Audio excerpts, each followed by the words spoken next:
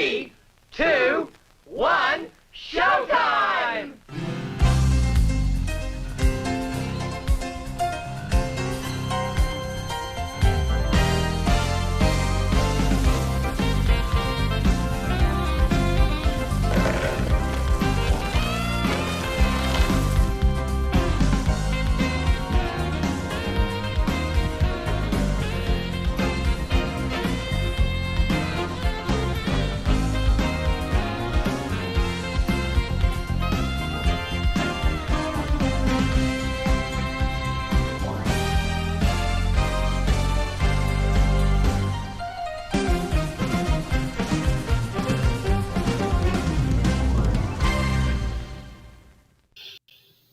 So, hello, I am Cade, and welcome to Double Feature Movie Club. This week we are talking about the movies Clear History and The Children Act.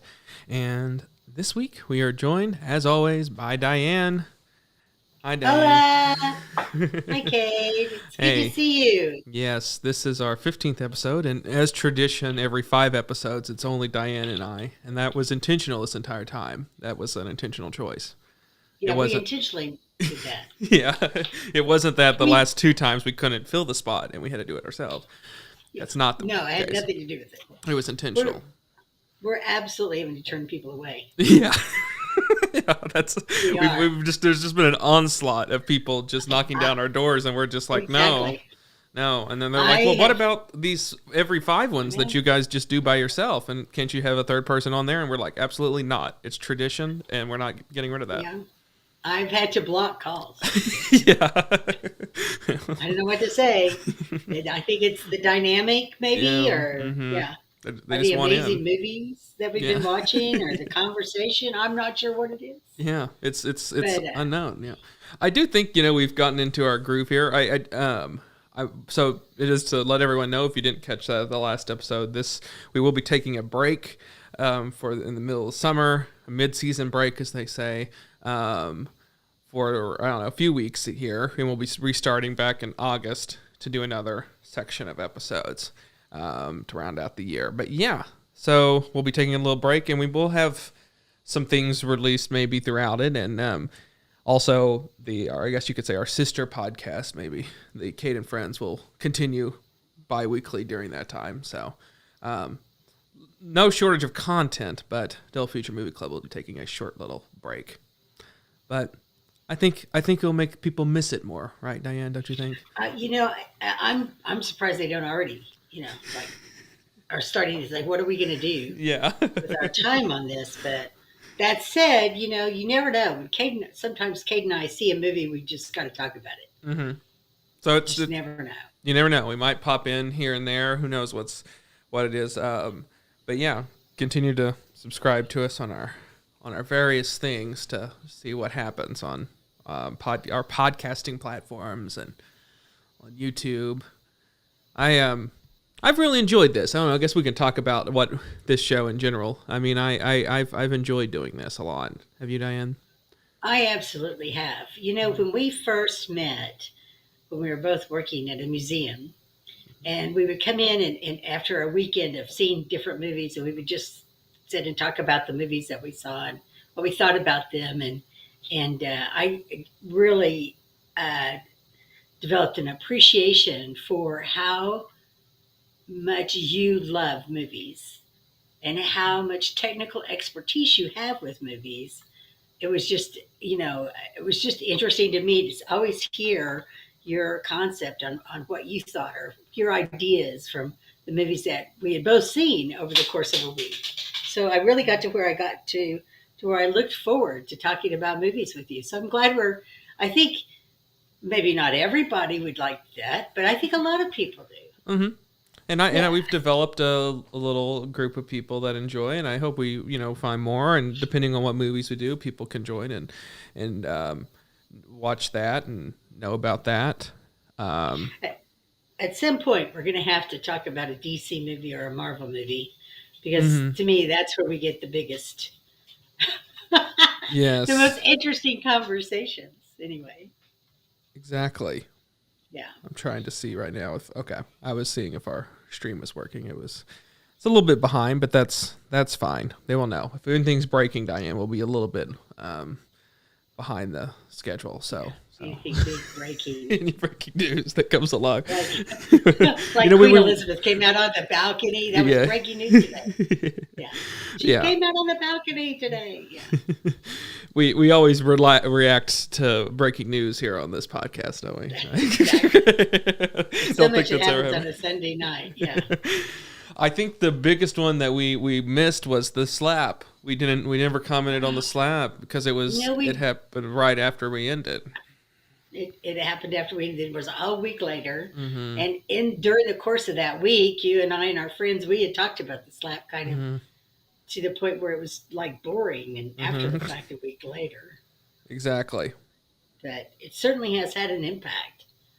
That slap has had a huge impact to people's careers, to the way people view, how they should react to things in a real-time basis, and yes, the state of our culture. Yeah, I think it's fascinating of the people who reacted immediately versus the, just I don't know with how Will Smith immediately got applause by everybody in the audience, got a standing ovation for his thing, and then later the tides turn. It's like, oh yeah, maybe you shouldn't have reacted very right in the moment of not really knowing what the sort of conversation was going to be. Yeah. I wondered, and I wondered this at the time, and since then I've developed more of an interest in it. But how many people there thought that whole thing was staged? And that's why they clapped. It was like, oh, well, this was all staged. This is part of the show. Because, the way that they're doing those now, the Oscar shows with these people coming out into the audience, they had already brought out and talked to, the girl from Spider-Man. Oh, yeah. Kirsten Dunst, yeah. They had already done a bit with her. So I just wonder how many people really thought that was just part of the show. And then they didn't realize till later that it wasn't part of the show, and that, Yeah. No, I agree that is a question. we don't know. I mean, certainly I think they would have to know that certain lines that Will Smith said couldn't have been, wasn't broadcastable. True. So I would think that was the moment that I think initially a lot of people did think that it was a bit, but I don't know. This stuff's been talked about to death. But we never talked about it. We never talked about it. Yeah, we never talked about it. I did want to talk about how during the summer we'll be missing a few different. Up top, we'll talk about what we've watched and what we're going to watch. Haven't caught up with Stranger Things yet, but that will be its second part. Will be coming out during that time, and so that's something that we'll kind of miss a little bit unless we talk about it then. But Stranger Things exists. You've watched part of the. Yeah, I've watched the first 2 episodes, and I've had to interrupt, my binging on this. I'm hoping that the weather turns bad, so that I can just stay home and watch the rest of it, because I do love Stranger Things. And so far, at least the 2 episodes that I've seen is that we're already looking at better than we did last season. So, so perfect. Yeah, and I will miss. I've been watching Obi-Wan Kenobi when it comes out every time, and I've been watching The Boys. I've already seen what they have at those. Oh my gosh, I cannot wait. This is one I am dying to binge, because I love the first 2 seasons. Yes, and I'll tell you, I honestly think The Boys is the best TV show that's on right now. I just think it's pretty spectacular, and there's no TV show quite like it that that can make fun of these big corporations, like they're making fun of like very specific like studio things. That's like, oh boy, like it had to be someone who was kind of outside of the thing with with like Amazon or whoever. But like even you would take a company that's okay with like making fun of like Disney and Warner Brothers and all these other their competition a little bit, and that, and then making fun of just superheroes within a genre where that's very revered, by society in today's time. And it's that, and it's also just incredibly bold in its storytelling and everything. That's just like, yeah, that couldn't be done by a lot of other TV shows and networks. The places it really that it goes. couldn't, and they had no problem with killing off characters. Yeah. That were one of the bigger characters. They had no problem killing them off. There are no heroes in this. Mm-hmm. In reality, they're all flawed in their own different ways, but they don't take themselves seriously either. So Yeah. that helps a lot. I do love that show from the perspective that there is nothing on TV like it right now. Mm-hmm. Or before, or in the movie. Yeah, Mm. exactly. Or Mhm. before. It's definitely someone is trying something new. Yeah.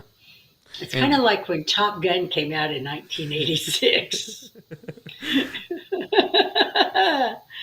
Yeah. And I mean, if you haven't checked out The Boys, everyone should. It's a pretty great show.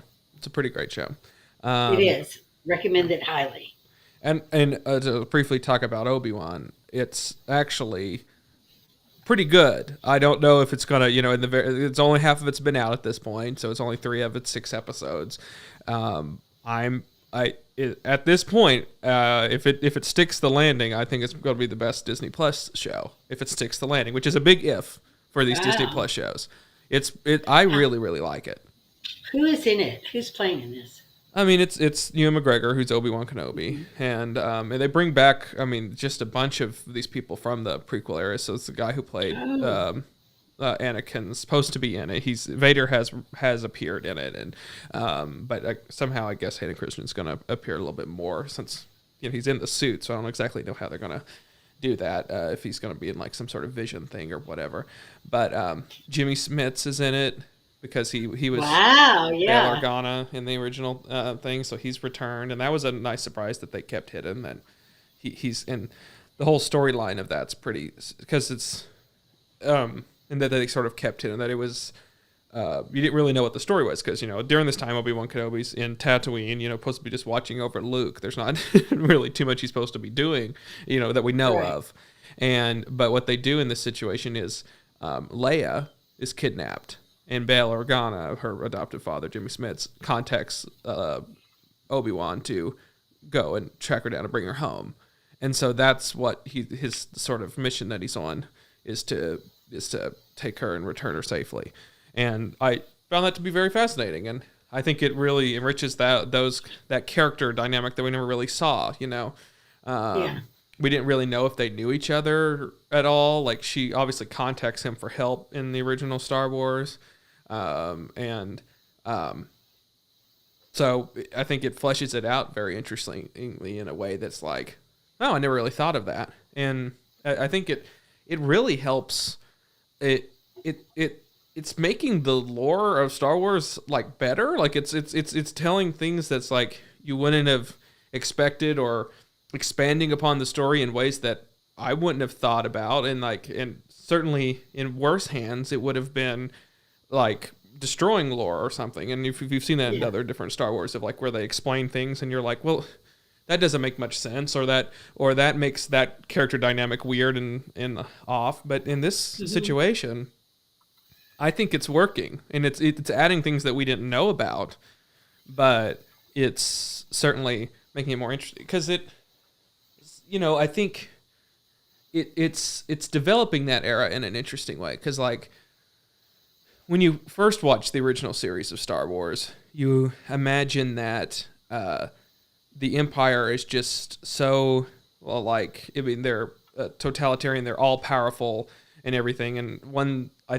key thing is that, the Galactic Senate has existed through this middle part, and that Jimmy Smits is a senator from there. And you have a line from the original Tarkin and the original Star Wars that mentions how the Senate has now been ended, or what the last vestiges of the vestiges of the Republic as whatever. So it's fascinating. It's what I'm simply putting, for people who don't care about Star Wars, it's expanding it in interesting ways that I'm all for, and I'm excited to see what happens with it. It could end in a bland way that a lot of these Disney Plus shows do, where it just becomes this action thing that's not really about anything, but it's setting up a bunch of stuff that's character based and interesting that I'm like, I just want to see where this goes, and I'm having a really fun time with the show.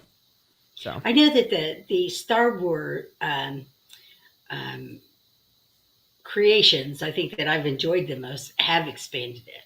mm-hmm. You know, like was it Rogue One? I had to look it up because I can't remember the name of it, of course. Mm-hmm. But I love that movie so much more than some of the other Star Wars movies that had come out, you know, since then. Even though I do like some of the characters that they brought into them, Mm-hmm. I like those that aren't on a timeline necessarily, but add to the story itself. Yeah. And it's such a vast universe. Yes. I mean, they literally could go on and on with stories. Yes. And I'll tell you, that era is very interesting, of like in between the prequels and the original. Mm-hmm. That's like, you know, Rogue One did that. Kenobi's this mm-hmm. show's doing it. They're supposed to be doing a prequel to Rogue One. I don't know if you saw that, a Disney Plus show with Cassian Andor, and it's called Andor. Yeah. And it's supposed to kind of take place during that time period as well. And I'm like, that's a fascinating time period of like turmoil and this power mm-hmm. taking over. And it's like, I want a Vader show that's just like, what's he doing during this time? Like, there's just a lot of little things that's like, they're setting up a bunch of different interesting stories that's like, yeah, I want more about that and this, and that era is very, very interesting because it, you know, and I think it could have been like the one I didn't care for was the one about Solo, mm-hmm. yeah, which is also the same time but period. It could have been great, mm-hmm. but it just kind of fell flat a little bit for me. Yeah, but I did enjoy Rogue One quite a bit. That was surprising, and the characters were interesting, and the storyline, the plot, everything about it was really good. Yeah. So yeah, I don't have Disney Plus right now. I'm trying to catch up on some of my other streaming services, and then getting Disney Plus because it's starting to really stack up what I need to watch. Yeah. There's a slight reference to Rogue One in the new Boys season, for people that want to know. Like, really? Because it's a real deep inside baseball thing reference, but like, because they're talking about, they're opening up with the premiere of the new Seven movie that they made from the previous season, and it's kind of making fun of like the Zack Snyder that released the Snyder cut and everything, so they had to like recut the movie and everything, and they're like, we're so happy that people did. I think it was Rourke. Is that the name of that character? The Reeds of the Rourke cut or Rourke cut or something like that. And so he's happy there. And then like later on, it's talked about like you didn't. He had to that Tony Gilroy had to be brought in to fix the movie or whatever, and they're making fun of him. And Tony Gilroy is who the Lucasfilm brought in to fix Rogue One, because that was the whole well-known thing of like the first cut of Rogue One did not work with Gareth Edwards, and it was kind of it's the industry knows, and fans know that was sort of Tony Gilroy was come to bring in and rewrite and rework and re-edit and do all this other work for Rogue One and just completely redo a lot of it, but he didn't really get too much public credit for it. I didn't, you I was trying to remember because I think I remember that story because it was not too long after he did, they brought him in to do The Fourth Born. Mm-hmm. And then with Jeremy Renner. Then they switched back and decided to go back to Matt, which that fell on his face. But they've brought him in to save several of these kind of, he's starting to be getting a reputation for let us save your sequels. Yeah. Okay, well, that's our talk up top, unless you have something else that you want to mention. Well, I am listening to this book right now, and it's called The Final Girls. And it's a book about slasher movies and the girl that lives at the end. And it's the concept of the book is so interesting to me because it talks about these movies, but in this world of this book, every one of these movies are based upon a real life person.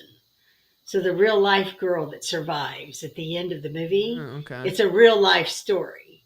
So, and the movies and their sequels and these women that have survived at the end who have been in a support group for the last 15 years because those kind of slasher movies ended in the 80s slasher movies. So they've been in this support group all this time, and now their worlds are starting to collide again. So I think of all the books I think I've ever read, this is one I think you would enjoy. Okay. I really do. I think you would enjoy this because it's really an interesting take on it. So is it the actual people, or they're saying that are they saying that these characters are based on them? Is that what or are they playing like Nancy from Nightmare on Elm Street? Or are the concept is that the Nightmare on Elm Street really happened to someone.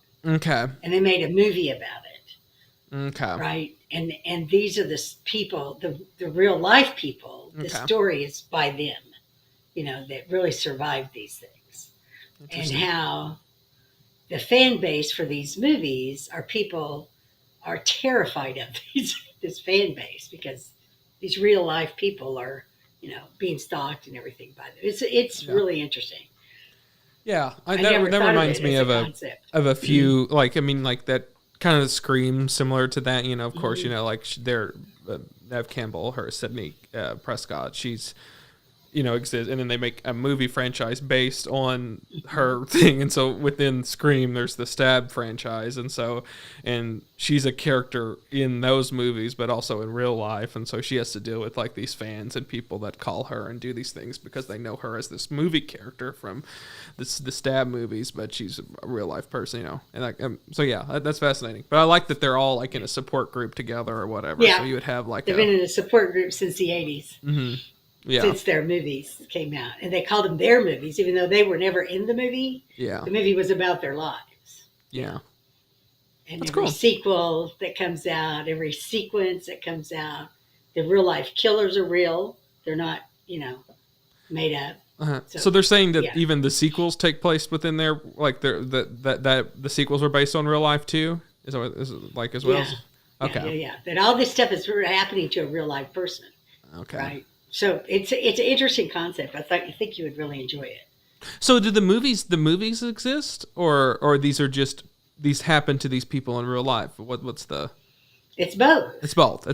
Okay, I just want to make sure. That's why I understood it, but I just wanted to make sure that's what I was. Every slasher movie you've ever seen is based like on a crime drama, real crime story. Well, that's cool. That does sound cool. That does sound good. Yeah. And I love it because they call it the Final Girls Support Group. Mm-hmm. But anyway. Well, cool. So I digress. It's not about movies, but it would make a good movie. Yeah. Cool. Well, we will get started here. We're talking about Clear History. It's a Larry David comedy film from 2013. Diane will give the plot for that, and then later we'll talk about the Emma Thompson drama, The Children Act, from 2017. But first, Clear History. Diane, after this short little interlude.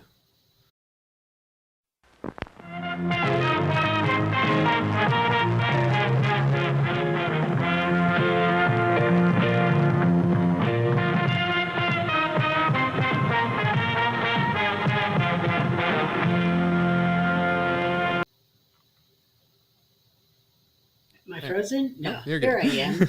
Great. Clear History. This is a Larry David movie.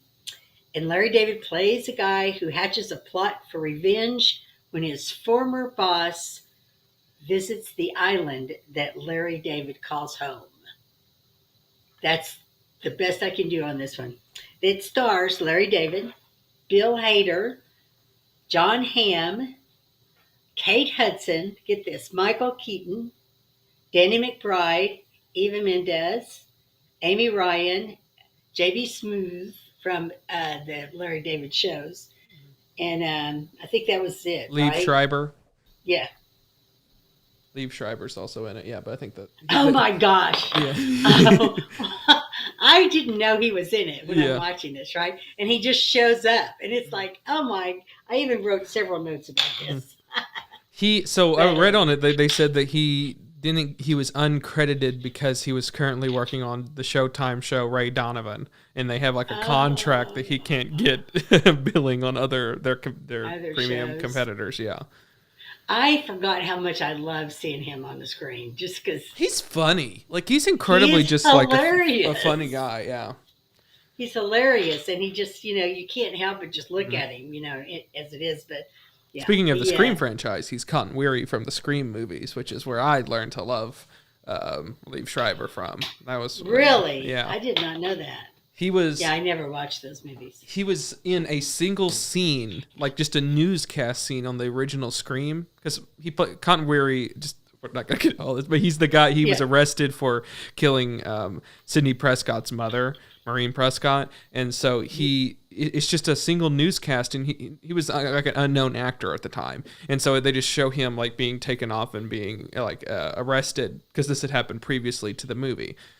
However, in Scream 2, he has a huge, much more substantial role in Scream 2, and he's in it throughout. But yeah, and he's also in Scream 3. But yeah, so was like one of his first roles, and it kind of grew as a larger role. But when he appears in comedies, boy, is I've really enjoyed him in comedies.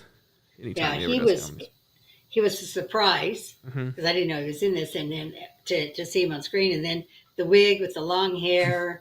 The accent, he's from Chechnya, and it was. You ever been to Chechnya? Yeah, exactly. No.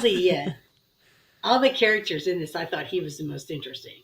And that includes the band Chicago, which is also in Yeah, you forgot to mention the band Chicago's in this movie. I know. The band and a lot of their music. Yeah. Well, the one song, really, right? Over and over again. Right. Over and over again. I did like the opening scene in this when Larry David is driving the Alfa Romero across, what was it, the Golden Gate Bridge? Yeah. Mm-hmm. Yeah, and he's got the horrible wig on, but you can't really see that in that shot. It's beautiful, this gorgeous car going. It's a great slow push in, onto the opening shot.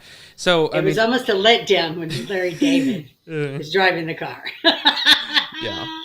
So and his bad wig and bad beard. So to understand, Diane gives a brief synopsis of it, but he works for John Hamm. John Hamm is this kind of inventor type in Palo Alto. I think is where they're at. They're in like the Silicon Valley, and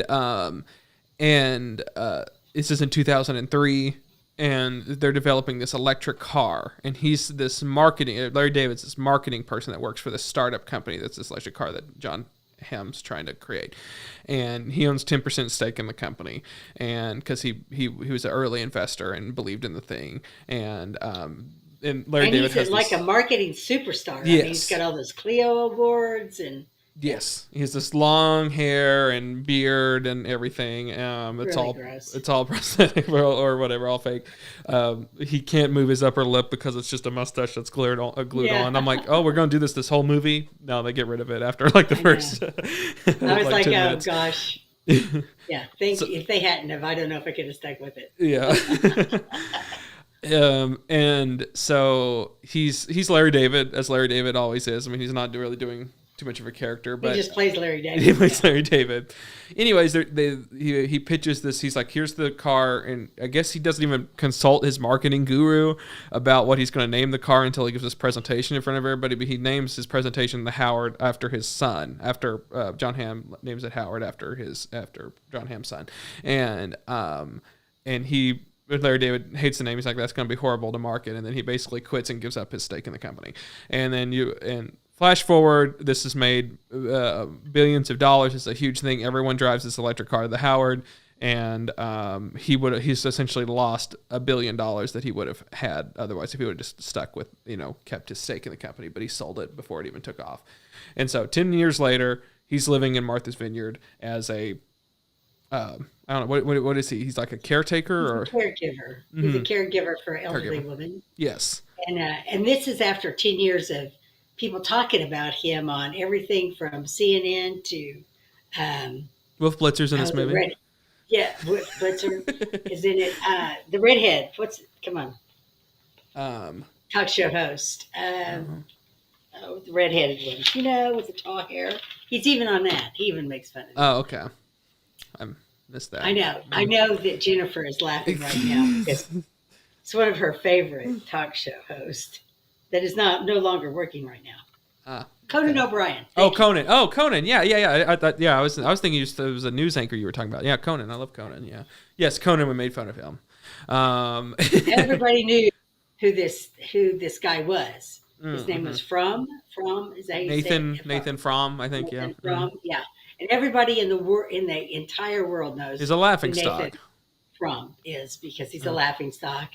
So when he moves to Martha's Vineyard to become this caregiver, he changes his name To Raleigh. Raleigh is Raleigh. Yeah, that's what he goes by, and he's got an entire life with this name, I guess. And everyone, he's fitting in great. He's made his whole second life just doing this and being in this community. He's got an ex-girlfriend. He's got an ex-girlfriend. Who knows the band Chicago really well? Yeah, he knows. She knows him very well, right? Yeah. So he's set up like a nice life in Martha's Vineyard and just knowing these people and everything, and then he moved. John Hamm buys a house there and moves in with his new wife, Kate Hudson. Yes. Because he was a single father before, but yeah. And so they move in, and then antics ensue, I guess you would say. Yeah. All right. A lot of this movie was improv. You could tell. Yeah. And you could always spot the improv scenes. And the actors that are in this are some of the best at improv. They are. Let me rephrase it. You would not have known they were that good at it, but they were really good at it in this. Yeah. But Danny McBride, I think you always kind of expect him to be really good at the improv. And you could tell most of the scenes between him and Larry. Danny plays his best friend. You could tell that they were improvised.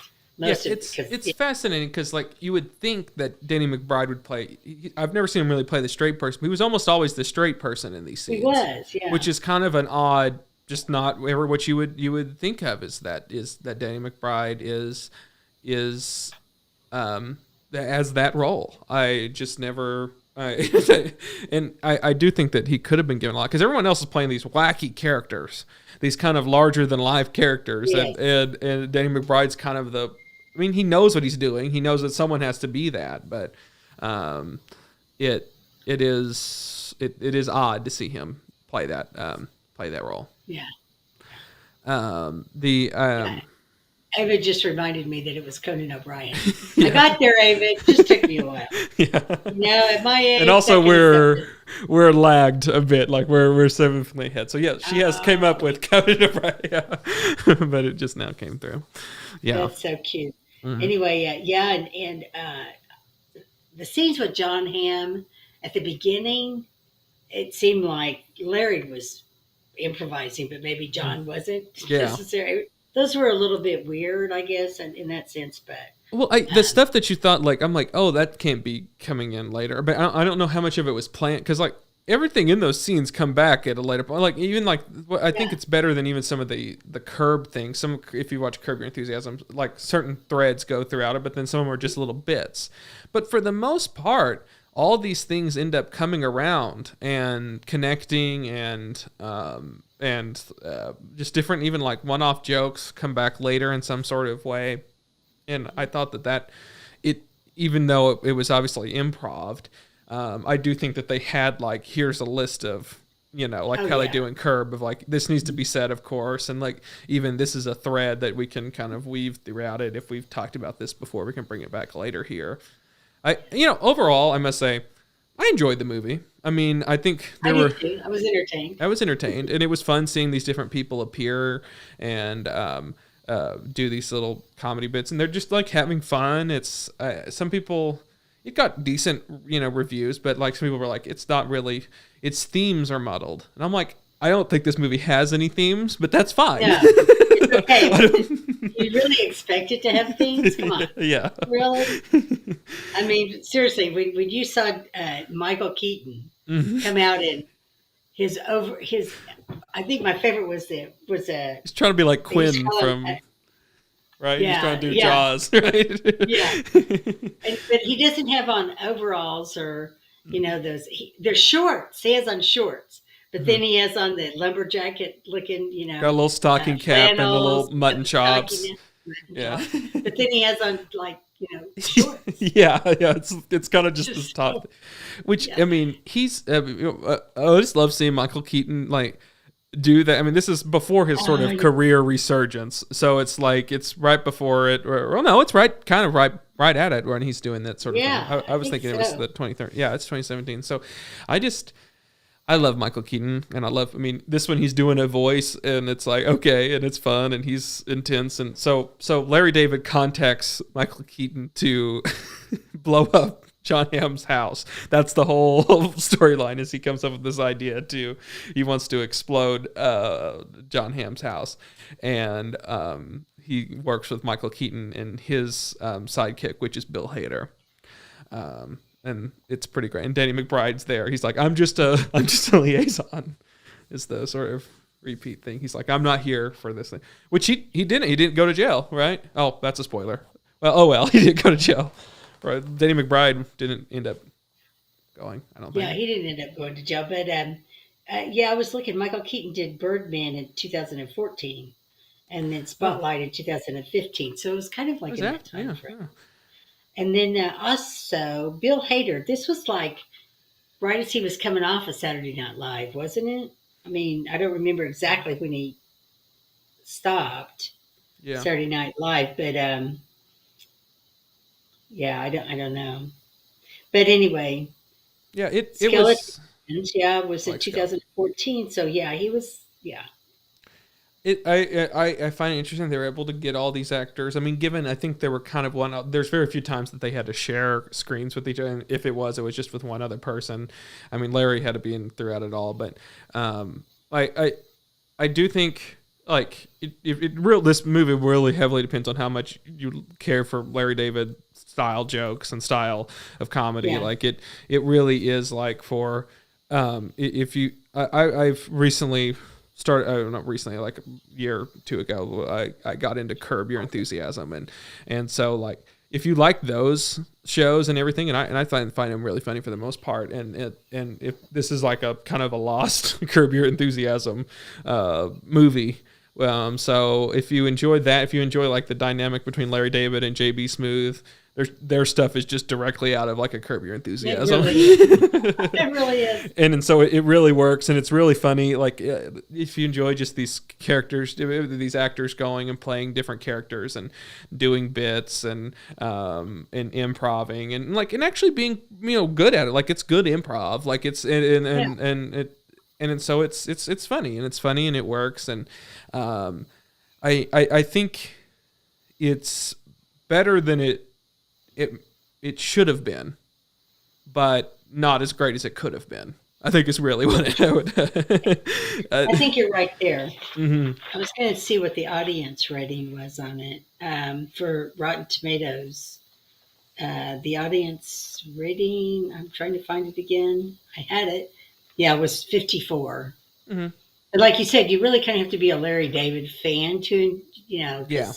Some of his stuff can fall really, really flat or be irritating. Yeah. And there's a couple of incidences in this where it was irritating.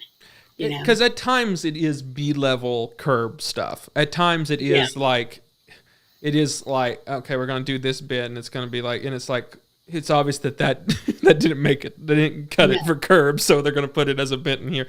Like the outlets, like there's that thing that's directly a thing that's in that, and it's just like, okay, yeah. I mean, so that's just a reoccurring bit about how he's like, oh, I have to wire outlets on the ground. They need to be up at eye level, and he does that whole his complaining about it, and that's just like a through line throughout it at different points. I do think there was some clever things. I thought the fact that like you thought that they were going to go love route with him and Kate Hudson. Well, exactly. It was like, okay, Larry David really he's so hung up on he won't date. He's like he doesn't even like fat women. Mm-hmm. He won't, and he has no problems with telling them that you're fat, I would never date you. Mm-hmm. And if you are fat, I will never date you. But yet he thinks that he's on the same level as Kate Hudson. That he's going to leave John Hamm for him. Yeah. I mean, I kind of love that from the perspective, like we go from this scene where he tells this friend of his who had lost weight and had a boyfriend that he would never have dated her when she was fat. Yeah. To this scene where he thinks he could actually be the love interest of Cade. Yes, but he's making fun of himself. I think in that sort of like you. Well, at first you think that this movie's actually going to do that, and at first you're like, is this movie really going to? Did Larry David put him in a movie where he's the love interest of Kate Hudson? But then it goes and it blows up in this really spectacular way that that was funny, and I'm like, okay, I'll give it. That's the point I laughed out loud. Yeah, was when it blew up. But it was good. Anyway. I thought that was so there were angles of like that where I thought that was fascinating and funny, but because where he was kind of making fun of himself in some interesting ways. But I thought that I enjoyed it. Like I said, I was entertained by it, and I would recommend people who like Larry David, or I don't even know if you'd have to be a huge fan of Larry David, but you would enjoy watching it anyway. It's a fun movie. I mean, I think part of Larry David is that he is off-putting. Like I know that that's a lot of people are like, oh, he's just kind of too off-putting or whatever, and that I can't watch him. It's like they do that, and even like if in Curb, I think they played up a little bit more. This one no one really hates him. In Curb, everybody hates Larry David. Like, and that's sort of part of it is that he's annoying to everybody, and everyone just genuinely hates being around him because he is annoying. This one's a little different. Everyone's like making fun of him and they make fun of him in this show. But and some people actually do hate being around him. Yeah, the restaurant owner. Yeah. The one that he leaves on the side of the road bleeding. Yeah, that one. Right. But I that was one of the ones where I am on Larry David's side of where they put the silverware on just laying on the table. I'm 100% on his side. Like, and that's what I like about him is in some situations you are on Larry's side, and then other times you're like, nope, I can't. I'm not on that side of things. But I think that too that he made a good point, like with the plugs being on the floor or being close to the floor, how much he hates that and having to dig around, and they're always behind something and they should be higher, and then they show it higher and you're going, that's why they're on the floor. I'm glad that they did it in that way, because like he'll say these things, like even like his idea of peeing in the automobile, like it's immediately brought up like that's a stupid idea. Everyone has like 17 flaws about it. So it's like anytime he's brought that up in several things, like, well, have you thought about this? And he's like, well, no, that's not really. I mean, everybody knows that's a bad idea. Okay, so Ava has she's added some comments here. Yes, we'll add them too. Ava said, I find it mildly entertaining, but the character is so disgusting. I don't think I could watch more of Larry David. Which very, very true. And then he mentioned the children that he put in the hospital, which is just a kind of a offhand thing that that happens in the background. They have two scenes where I love that in comedy, by the way. Anytime something is happening in the background of the actors and everything. So okay, which was already like they're an odd shot because none of the rest of them are kind of shot that way. So you're like immediately like, why is this like such an extreme close up and the background's not, has a very shallow depth of field. But like the fact that the swing set collapses in the background, I found to be a really funny scene. And then also him when John Hamm's like, we need to find this guy wherever he's at, and then he's like falling over when he was doing the jet ski thing. I thought were very funny. Those were. Yes, I have to agree with you on that. Although I'm certain in real life no children were hurt. Yes. Well, that would have been a tough. How did they film that? Like it. I mean, like because I even like had it back. I'm like, how that would have to be. It has to be all like CG or something. I don't exactly know how they did it, but yeah, and and the fact that is just offhand. Like that's just. They reference like it's in the background shot, and it's just like lines of dialogues here and there that these children got hurt by the swing set that he made. It's like no, it's not. It's just referenced in dialogue, and I like that as well. I hate to say it, but that was one of those jokes you saw coming a mile away. When he was putting the swing set together, at some point they're going to put children on this, and when they did, there was no reason for children to be around. Yeah. I mean, it was before they brought in the camp that was supposed to use Yes. this mansion, I guess. And so they're still in Uh-huh. construction on it. So I why were guess that children there were there at all? yeah. But you had to have children Yes. in order for the joke to work. So I Yes. totally understand that part of it. And the part of same me time- wonders, like, because like they should have known that he was using this for this kid's home or whatever. Like people in the community should have known, or like, and it's possible that they just were not paying attention, because I kind of got that vibe too, that they were just so into this plan that they weren't even like knowing Yeah.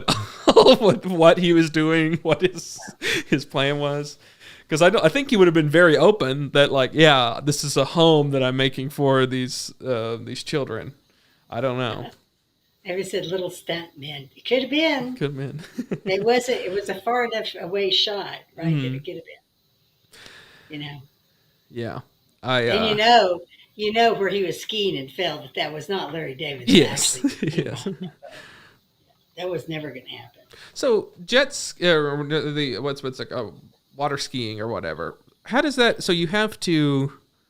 I've never done that. I've only seen him. Okay. So what do you have to do? Do you have to stand out there and then, like, how do you gain momentum? Do you have to? Is it easy to stand on the water just like that, or does it have to be the momentum that takes you onto the water? Okay, so most people, although there are some who can ski off docks, most people you have to be in the water already, and then the boat is idling, and then as the boat picks up speed and your line gets taut, then you use your center of gravity and create resistance to the water, and that's how you end up standing up.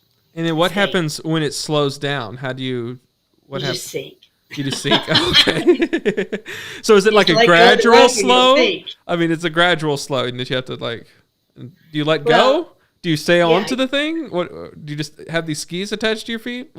What's the logistics? You just let go, right? Because you have on a ski vest, and you'll just sit there in the water and wait for it to come back around. Okay. Now I never skied on two skis. I learned how to ski slalom at the very beginning. So I never learned how to ski on two skis and then drop a ski and all that kind of stuff. And I had the best instructor because I was an adult when I learned to ski. And I was a girl who taught me how to ski. And my boyfriend at the time was just saying, just hold on to the rope, and just muscle your way through it using your upper body, which, let's face it, girls don't really have a lot of upper body strength, even though I was probably more athletic at the time. But she said, use your hips, because that's where our center of gravity is. Well, sure enough, once I got down in the water and had that ski up and used my hips and my legs to create that force of resistance with the water, then, I stood up like that. Yeah. But anyway, neither here nor there. Here's what can happen to you, though. If you feel yourself falling and you hold on to the rope like they did in this stunt, then, your ski goes, you're like this going, and, I'm sure, this is really working out with me, throwing my hands around, but you're going head first into the water. You hold on to the rope. If you feel in yourself falling, the first thing you do is let go. Yeah. You don't just keep holding on. Don't hold on to the rope. Yeah. And in that stunt he did, which I thought was kind of funny, because that's like the beginners always do that. Hold on to the rope when you're falling. Yeah. And they get dragged a little bit, and after they drink a little bit of lake water, they'll let go. Cool. I don't know. Do you have any other notes about this movie? I was explaining how to take off with two skis. I never learned how to ski with two skis. I only learned with one. Okay. Anyway, so I don't have anything else to add other than, like I said, I was entertained. Not the best comedy movie that I've seen even this summer out of the 30 movies we've watched, but it was good. Yeah. It was good. It was entertaining. I thought great credits. It was kind of a cool little animation. I watched all through the credits. I'm like, that's fun. Like, someone put some thought into that, because it's all using like computer, like I don't know what, like a computer screen, and it's just like written like it's like a password entering directed by, and then it's like it goes through the cast, and it's all like a menu on a Mac computer, and so it's It was thoughtful. Someone put a lot of thought. It was into thoughtful, and I thought this took some time. Yeah. And a lot of thought, a lot of like, Yeah. like, okay, this is because I assumed it was eventually just going to be cast and it was going to just bring up like a Word document or something with all the cast. But no, they had each individually listed and found out different ways of how like these texts can appear in folders and opening it up and typing it in and like in this other thing and this application. It was really a lot of thought. They went into an application and selected file and then you click down and get to Kate Hudson. Yeah, I was pretty impressed with that too. So, Especially since I was building a spreadsheet for you. yeah, You know, exactly. considering how long ago I retired from building spreadsheets, that's pretty remarkable that I remembered. Anyway. So I'll go ahead and rate this. I'm going to give it money bag, I guess. The money bag because he lost out on all that money, and there's little bits about all that. $1 billion twice. Yeah, Twice. He did. So it was good. I enjoyed it. It's a fun if you just want some time and if you want just a fun movie to watch. It's it's a collection of skits with famous people with a through line throughout it, and it's not it's pretty consistent. Like it's never like lulls in the comedy. I don't think like if if you watch the first 10 minutes and you're like this isn't what I like, then it's not gonna be what you like. And so it's just that. So I think so. Yeah. So if you enjoy it, I do think once the first 2 minutes is kind of setting up the premise. So kind of watch a little bit into the Martha's Vineyard stuff and then make your judgment there. And it's fun. I enjoyed it. It's not anything world changing or spectacular, or it's not even the peak of comedy either. But it's not bad. That's what I'll say. Yeah. I'm going to give it 3 beers. Okay. 3 beers. Yep. Because when they were sitting there at the booth having beers, it was good. Yeah. I can see some people being annoyed by it, if they don't like that, style of comedy. Comedy's subjective. I think that's fair to say. And there's not much themes or anything like deep about it outside of that. Yeah. So if you're not enjoying the comedy, if you're not having a fun time, then yeah, this isn't going to be your thing. But that will be that. I guess that's that. That's Clear History. Yeah. It's on HBO. There is no good transition into the next call. Yeah. Our next is a deep drama from the BBC. So much different vibe going on. But yeah, that's the next one we'll talk about. This is the Children Act. See, Ava gave it 2. Oh my gosh, this is hilarious. Can you see What is it? what she used? It's silverware. Oh, it's silverware. It's a That's fork cool. And, yeah. It's a fork and knife on a table without the napkin underneath it. That's hilarious. I wish I'd have thought of that. That's good. I wish I would have thought of that too. Yeah, well, see, I'm trying to stick with drinks, Yes. So. No, I agree. Cool. I was trying to think of a cursor or something. I don't know, but I didn't quite understand, like, there's not much tech. I really thought this was going to be much more when you started out with it's called Clear History and all that. It's going to be very focusing on like the tech side of things. And it's not at all. It's just that opening scene. And he was a marketing person anyways. He doesn't know anything about it. There's no technology related thing at all. But I'll tell you where they probably spent most of their production value was creating all these Howard cars. Yeah, no kidding. I'm like, where in the world did they get all these little cars? This is great. I want one. Yeah, it had to be kind of like a smart car that they then retrofitted to have like the emblems and stuff on it. But it wasn't a smart car. It had different things. So, but it was that size. If people, So I don't know that they made a bunch of them. Yeah. Or they made 5. They made 5. Yeah. By really a go-kart, but it's really a go-kart that somebody put a fiberglass body on. It could be that. Yeah, that makes a lot of sense. That's what I thought when I first saw it. Mm-hmm. But I would love to have one of those if I lived in town. Yeah. Not where I live now. Yeah. But if I lived where you lived, oh yeah, I would. Just drive a little. Yeah. Everywhere you go, it'd be so cute. Mm-hmm. Anyway. But yeah. Cool. Great. Okay, let's get serious. Let's Cade. get serious. Sorry. Yeah, we need to get serious. It's a serious thing. So we'll go through intermission, and then I will explain the plot of the Children Act after. Oh, go grab something from the concession stand. Make some popcorn. Make some popcorn. Good evening, ladies and gentlemen. It's intermission time. All these delicious treats are waiting for you at the refreshment stand. Delicious fresh popcorn, ice-cold cola, and candy you know and love. They're all ready for you now, so you won't have to miss any of the feature. Come and get them. And now, on with the show.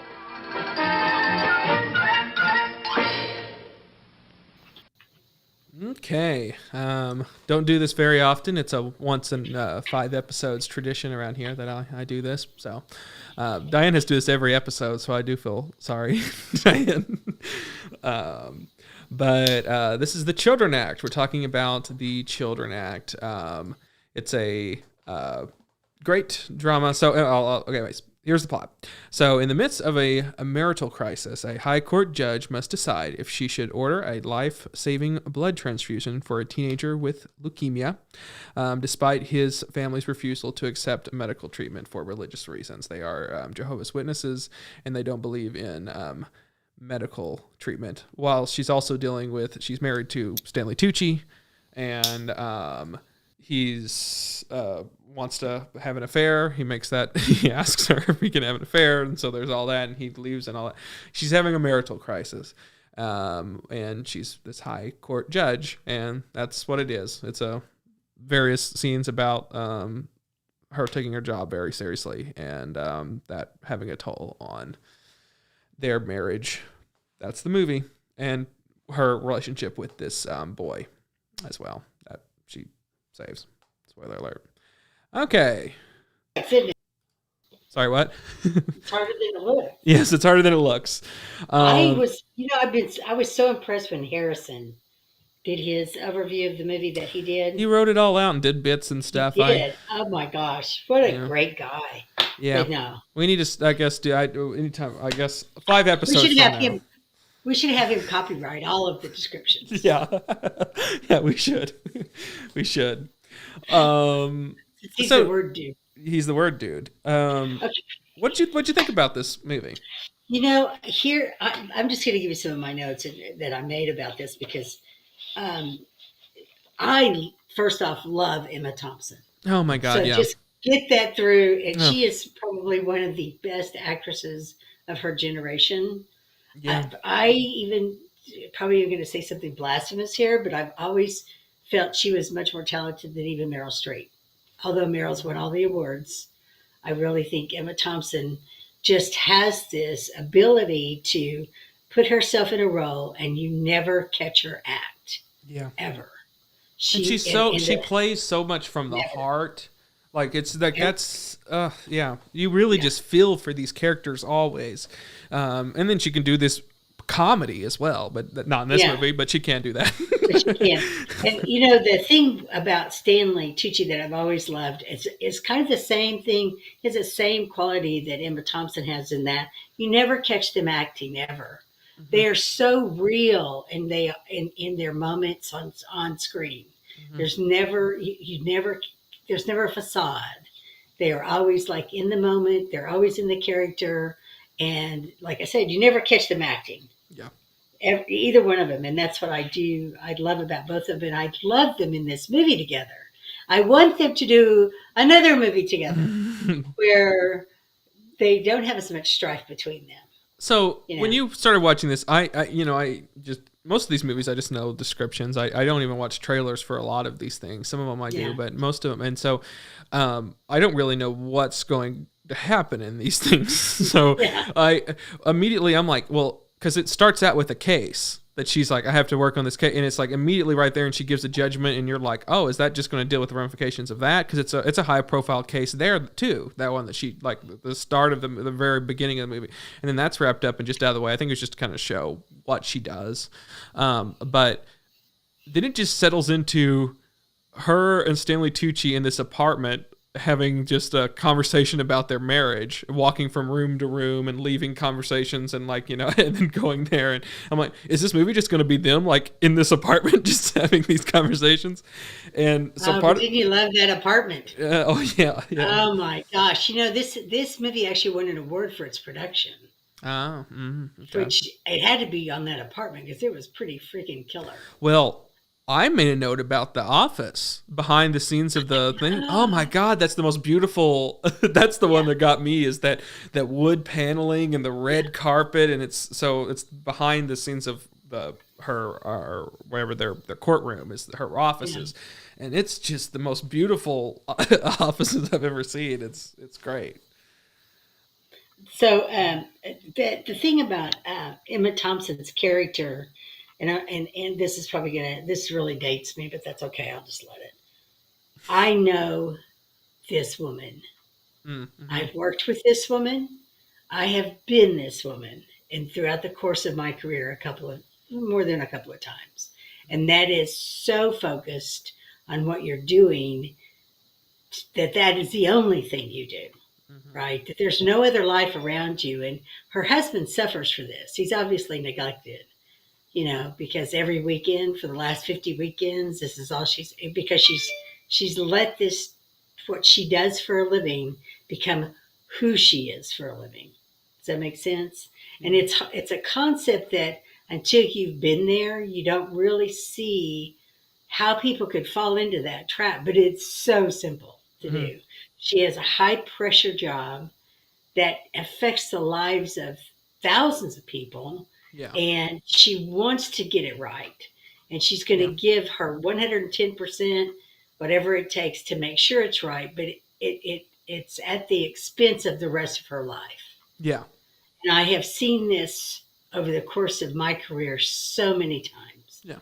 That, and you've seen that in movies too. And I think that this kind of handles that in a more tasteful and impactful, and it's the main purpose of the story. It's real, and it's whereas other times it's just like a part of a story. That's what this story's about. It really is about it, and I haven't seen that in a movie so much. The Devil Wears Prada touches on that. But they turned the Meryl Streep character into almost a comedic character. Yes. When in reality, to have the job she has, this is what it takes. And how many marriages had she been through and that kind of thing. And this is what happens to a marriage whenever, especially the woman becomes so focused on her career that there's nothing else. Yeah. And she lets this happen to herself. Now, I'm saying she's letting this happen to herself, but there's outside forces that are causing her to do that. And I could go into all kind of psychological reasons for that because I've been this woman a couple of times. Yeah. And I do think that like they did a good job of like not blaming her and not like, and also just like, cause it makes it clear that you see all sides of that sort of thing. Like it's not very it you understand exactly why she's choosing this and everything and how important this job is and how much of an impact it has and how that can do that. But then you also see Stanley Tucci's side to a certain extent of like he's just he's in this marriage with this person and that's it, and they're not there in that with him. Yeah. And so they're not in the marriage with him at all. Yeah. Yeah. Mm-hmm. And you see it in the way that she treats her clerk. It's not that she is mean. Mm-hmm. It's just that he is secondary to the job. Yes. He's part of getting the job done, but he's secondary. I'm pretty sure if that character ran for president, there would be people saying how mean she is to her staff. Yeah, no, you're right. I was going to say the same thing. We would be seeing that. Oh, she's so mean to her staff. She could never be president. You know what I mean? But didn't we hear that about Amy? Yeah, we did. She threw things or whatever, and that would have been taken out of context. That she that she knocked that tray out of my hand and spilled coffee on me and everything. Yeah.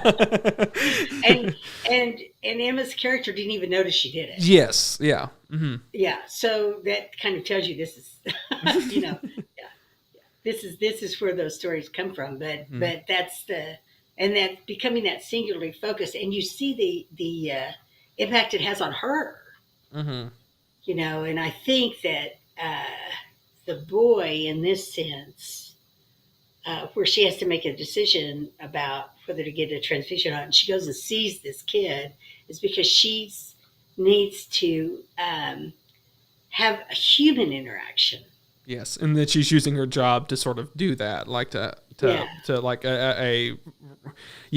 like in that it has to do with what she's doing. I think that's a fascinating thing. Is like because that's never answered why she did that. You have to, as an audience member, because that's repeatedly asked of her and of you to sort of come up with this reason as to why she did that in the first place and why does she believe so much, but in particular, why did she make that decision to go and talk to the boy when it was pretty much she's done this with these other cases that's like, this is pretty much clear cut, this is what the law says, here's what it is. And in this case too, like she for some reason really delved into the ramifications of what this meant and talked and wanted to go talk to the boy and get his perspective. Which every character around her, was, even characters that weren't in the movie overall would made statements about how unusual it was for the judge to actually go meet with this child or this kid. Or I don't know I hate to call him a child, but he was 17. He was months away from his 18th birthday. That's important to know. Yeah, and the law was clear on what needed to happen. Yeah. Which that wasn't even like said, like you assume like that's kind of revealed later that like the law is very clear. So she like that she's doing this on her own accord and that like that wasn't even necessary. Yeah. Right. And I think it was kind of stated up front with the twins, the conjoined twins. Yeah. Okay. Yeah, you're right. Yeah. Mm-hmm. It was made pretty clear because even I thought, why would she go see this kid? Mm-hmm. Well, then I realized it's because she realizes she's being faced with, let me put it this way, like a tsunami that she has completely sealed herself off away from everyone around her. Her husband, the people she interacts with, even the guy who stops to tell her a joke. She was more upset with the fact that he made her spill her coffee, than she was. She didn't want to interact with him. You could see it in her eyes. I don't even want to talk to you. Well, but when she's at these parties and stuff, like that also brings up, like they're all doing these, like, they're doing this chit chat, like where they're doing bits and like she just kind of, she's on this autopilot of just like where she just like, does a little line and then moves on. And then like that doesn't interest her either. And I get that. And she's very focused in on her job and these other ancillary things. She has to do this stuff. And I don't know. It's a very fascinating character. And it really is. And I love the fact that the only thing she really allows herself to have joy with is with music. Mm-hmm. And that's interesting because she chooses to make music something that she makes time for. And whereas that's it also seems to be very project focused as well. Like it's for this recital that's already been planned and booked and everything. And she's already kind of seemingly, she's already has that. She's been committed for years. It sounds like this is a yearly thing. And so that's why she does it, is that because it's a thing that's on her calendar and she has to. And, on her calendar, so she has to do it. Yeah. The way she's living is that she's living on her calendar. The other thing that I really liked that it doesn't, in this movie, is it doesn't resolve. Mm-hmm. You don't know that she's going to be able to come out of this space that she's in or not. That you can tell at the end that she could, right? It could go either way, but that, there's the fact that they walk away together. Mm-hmm. And I love that ending shot where they just back away and show you all of London and how small their lives are in comparison to this, where they live. So, and it's that this one person can have this impact on a lot of people's life, Yeah. And she's trying, like in that I really enjoyed this. I think there are flaws to it, of course. It's and I think that boy is this elevated like 20 degrees or whatever by just Emma Thompson. Like if it had been any other person, it would have, I don't think, been as strong of a movie. I agree. And there were components of this movie that it lost me, like with the kid kissing her, and it was like that. They didn't have to take it to that point with this relationship of theirs. Maybe they feel like they had to, because this was based on a book, where in a book you would have chapters to create this relationship between an internal saying what's going on in the heads. Yeah. Exactly. Mm-hmm. So maybe they needed to use that as a representation. I don't know, but it kind of lost me a little bit, threw me out of the movie, threw me out of believing the characters, right, for a little bit. And then I kept thinking, I bet this novel was wonderful. And I'm going to go find it, and I'm going to go read it. Yeah. It's based on a true story, but I want to go read about these people because these characters are so interesting. Yeah. And I agree. I think that there was something there with that, the kid, like I think that we're not even clued on all the stuff that's going on with him, and inside his head, you just get glimpses of different things of like, he's going through a crisis, he's going through the crisis of faith, the crisis, like this is somebody who's like, his worldview has been shattered, and he's just looking for somebody to share this with, to connect with, and like, and to someone to care, and she shows that she cares, and then like the thing of like, well, there's this boundary that can't be crossed because I'm this judge, like it's unethical for me to even really be around you and to have this relationship of any sort of with you, that especially while I'm going through this phase of not being able to interact with anybody on a personal level. Yes, exactly. And so that was, I found that to be very fast. And then they have like the music connection. I really, really enjoyed the movie a lot.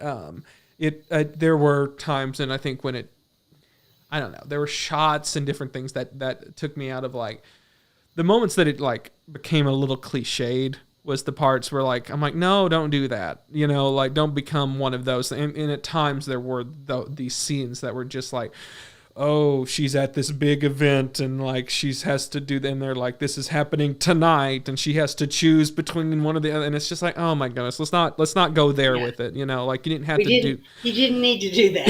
Yeah, I agree. These could have been two separate nights or something. Like you didn't have to do that where she's sitting there and wondering and then he's kind of arrives in the pouring rain, like just different things of like they're playing on, and like and they're not playing on it. It's like they feel like they have to, or for some reason they're doing that. I'm like, no, this movie was something interesting. It had really interesting characters and interesting things, and its uniqueness. You didn't have to set that up that way. I agree 100% with that. The other thing is, I thought all the other characters besides hers, and you kind of touch on this with the kid, and I'll leave him out of this discussion, but all the other characters were kind of one-dimensional. Yeah. This guy who was her clerk had been her clerk for years. You think she would know him?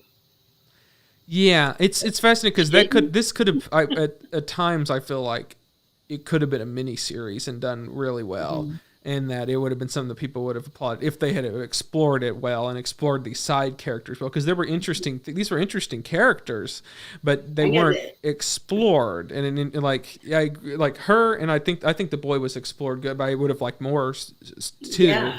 But I would have liked more. Ava just said that the boy character was so fascinating. I agree. Like that character, and I wanted more. I wanted more of him. Mm-hmm. Yeah. And I wanted more of what Stanley Tucci was going through. He's out of the movie for a significant portion. When he gets out, he's out for a long time. And I'm like, what's going on with that? Because there's obviously something there that's like this relationship did not work out. That he was, and then. Did they set up that these nieces or whatever were coming over? They just appeared, right? No, they disappeared. I had no idea. Suddenly these little kids show up. Yeah. And, I didn't, Like I said, I thought that is that why he returned? Was because they were coming? I guess.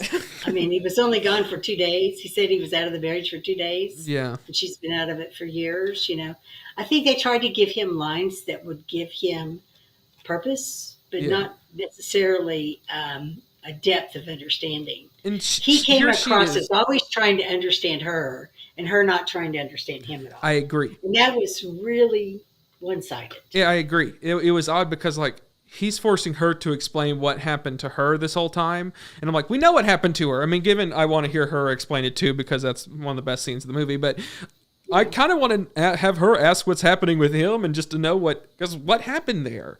Because like, that's fascinating. Like, something happened there on this trip that made him realize that either the lady wasn't interested in him, or that he wasn't interested in her, or that he was more interested in continuing with this marriage. Realized it wasn't that great. Yeah, I don't know. Yeah. Something happened that like, I'm like, and I want to know how that grass is always happened. greener until you're standing on it, and then you realize, you gotta mow it. Yeah. I don't know. Yeah, see, that to me was where this movie really, that was its biggest flaws. Yeah, and then, but I also, like what you were saying about the person she worked with. That's a fascinating character of he's devoted his whole life to this whole thing of helping her. It's kind of a less comedic version of the Selena Meyer's Veep, and I don't know if you watch Veep with Tony Hill's character, who's like it's like this like almost servant type thing.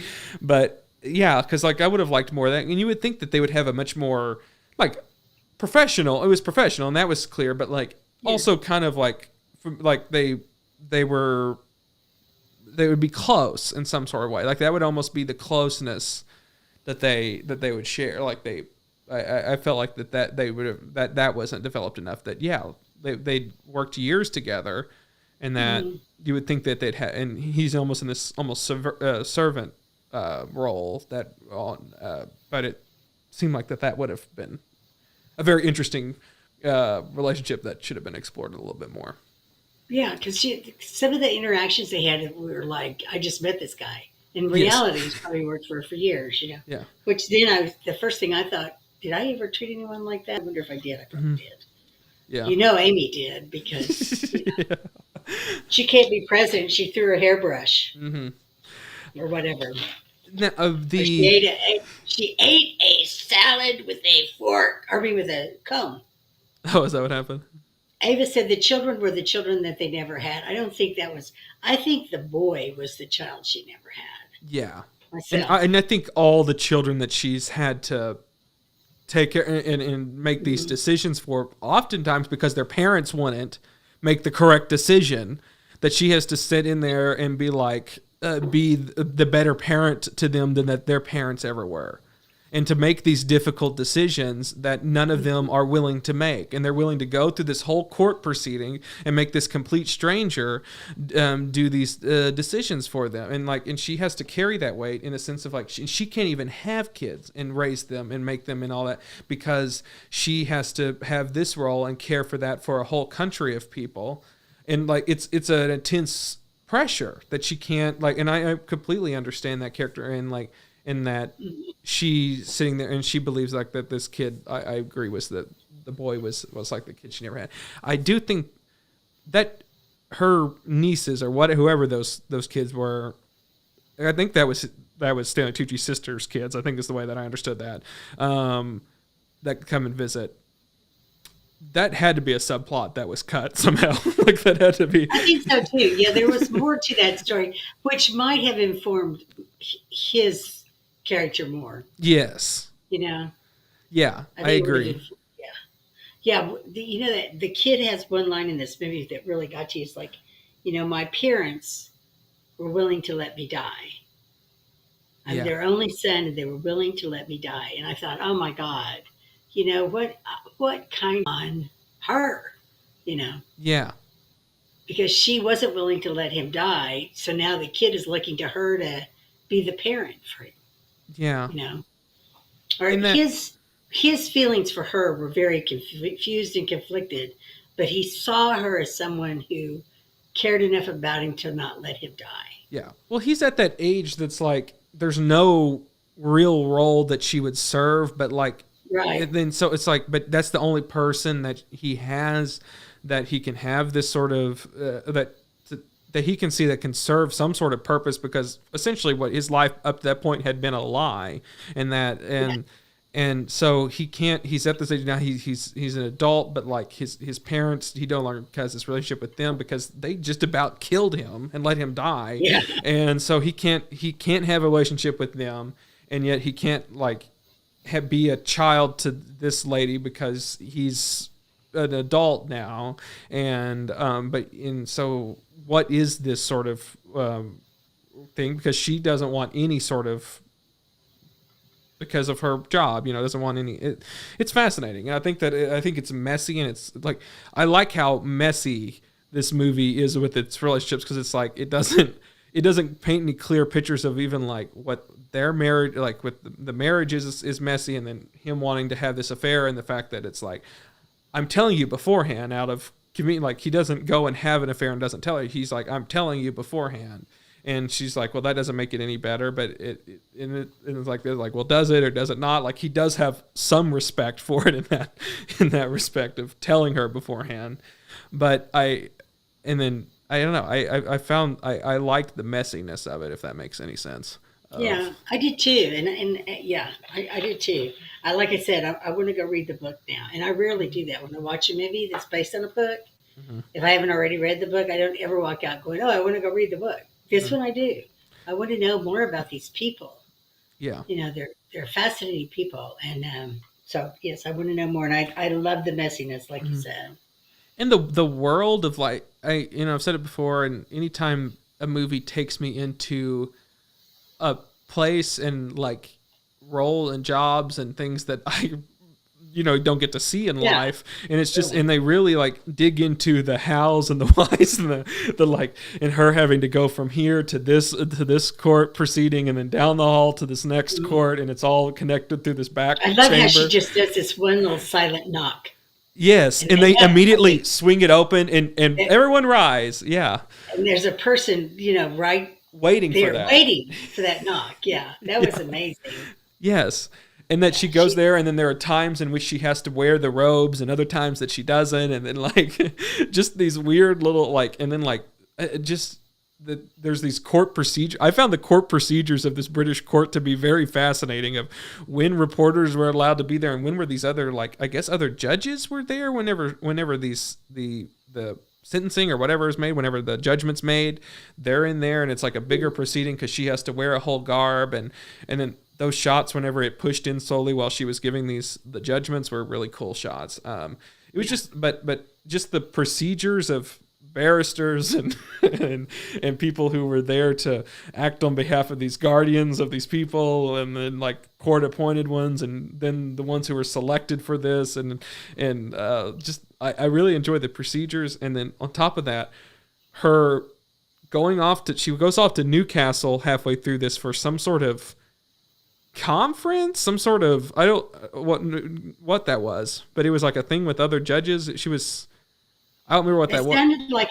almost like a traveling court. Yeah, like a traveling. Yeah, I don't know how the British court system works now at all, but they're back in history. I've read enough fictional historical history that they had traveling judges who came through once a month, and they would have, instead of like 2 or 3 courts, and they would, do all their verdicts and stuff like that. Interesting. Once a month, and they would go different places to do that. Yeah. Right. So that's how the court system you're right. It did seem like that they were all coming there. They don't have like city court and county court. Yes. Federal court. They just have one court system. Yeah. Yes. Because they don't have states per se. And so it was very like, I found that incredibly fascinating, and then just her friend, like what this recital was like I think a book would kind of explore and tell this a little bit more of like, so she's doing a recital with colleagues. I get they were like colleagues of hers, but like for some reason and then I don't know who the guy's singing what, but they somehow knew each other. It's some sort of class thing. I don't know exactly what's going on there, but it was fascinating. He presented the case of the conjoined twins. Okay, yeah, that's right. At the very beginning, he presented that case, and so they all know each other because they're all colleagues. They all know, they're all colleagues. They're all of the same system. Mm-hmm. And it kind of makes you wonder if, like, when you try to compare it to our court system, where it's very adversarial. You know, you have Yes. the defense attorneys and the defense attorneys and um, the county prosecution, attorneys, yeah. the prosecution, and then the judges. Those are three separate entities. Yes. And they're kind of adversarial. I'm sure they all know each other behind the scenes, right? But in this, it appeared, at least in this movie, that these people were colleagues. Yeah. You know, that they, you know, are not adversarial in that sense. They're all working for the same thing. Yeah. For law and truth or whatever. And But the law, it's a fascinating. That was all. I thought it was fascinating, especially when he was talking about the incident with the fight between consenting adults. Yes. And the onlookers were actually charged too and sentenced, and the guy, you know, and the guy was a barrister. He was like, "This just isn't right. They shouldn't have been." You know, these people were hardworking. They didn't have any kind of record, and they were just watching a fight between consenting adults. And one of my favorite sequences is when she's like, it's like when she goes to court, and it's a day in this court thing of like where she's like going from case to case, and like she knows because like she's read the night before of all these cases and read and highlighted and read these other law reviews and law thing, and so she goes in there and she goes from one case to another and then back to our main case, and she's like, we're going to take a 10-minute recess, and then she goes back to her chambers and is reading more documents and law documents, and then she goes and and highlighting previous court cases and what it's doing, and then goes to another chamber and does the knock, and they swing it open, all rise, and then she's like, and then she quickly hears them, and it's like, and it was very fascinating in that sequence. And it happens a few different times, but the one was with all of them where it was highly like, it was really cool. It was a really fun sequence, and like her and you her can see how her job and her career could be all consuming. Yeah, it would take everything in her to just do that job.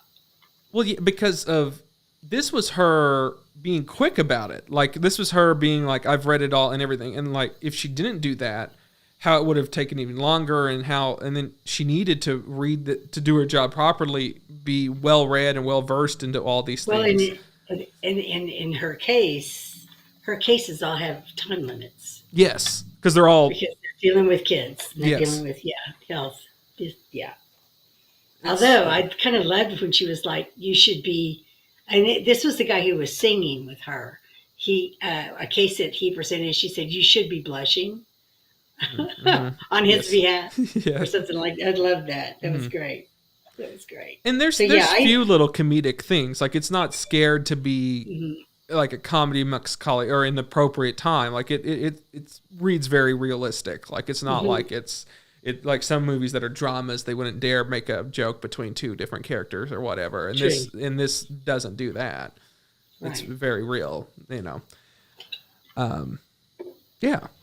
I enjoyed it. There were times in which it's like we mentioned before, it kind of tries to be a movie, and it's like, no, it never tries to do tropes and do and it's like, I don't know, it felt like it was like, it was like, we have to do this, and it's like, you know, you didn't have to do it that way, but yeah, I enjoyed it quite a bit. Yeah, the highs of it was incredibly high, but it was and I don't know if it had too many lows, but it had some just, you know, kind of average beats as well. But it had a lot of interesting things going on, and I do think it could have served a good miniseries if they, you know, expanded on the things that they didn't expand on. You know, that would have been a great British, you know, 6-episode miniseries like they do, you know, just like so that you then could see what the life is like for her coworker, see what Stanley Tucci's doing off on this time, see what he's dealing with, and seeing, so Stanley Tucci's a professor. We didn't tell the audience that Stanley Tucci's a professor, and that would have been more interesting to explore. Exactly. We had one scene, and I guess the woman looking through the window at him, was the one that he had the affair with. She was in one scene, and she's looking through a window at him in the door.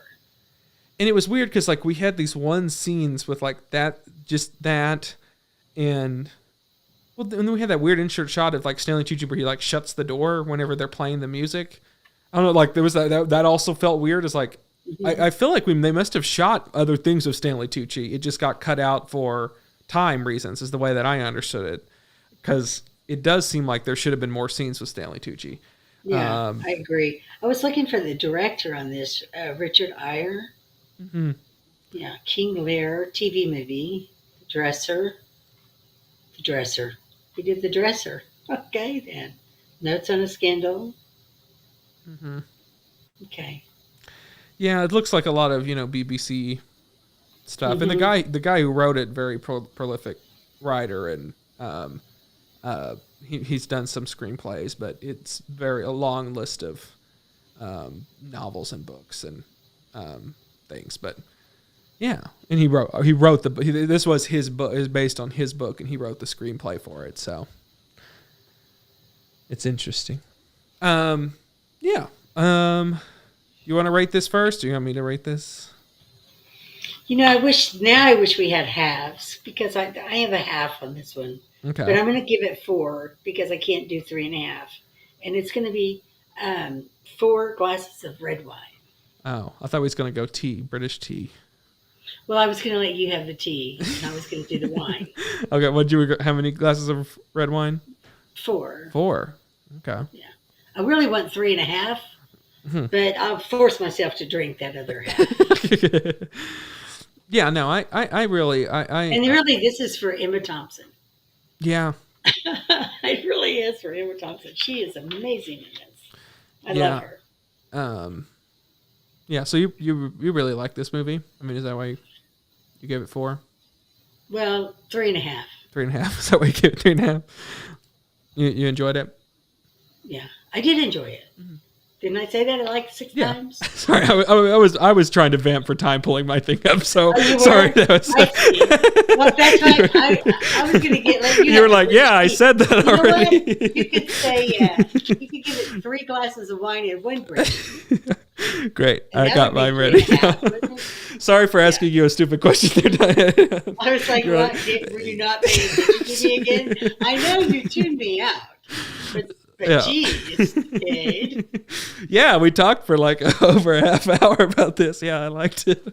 Okay, I'm gonna give it. Yeah, I gave it the same thing. I was giving it a judge. There's a little judge emoji, and I gave it the little Union Jack because it's very, very British. I mean, Stanley Tucci, he's American in it. He doesn't do an accent, so.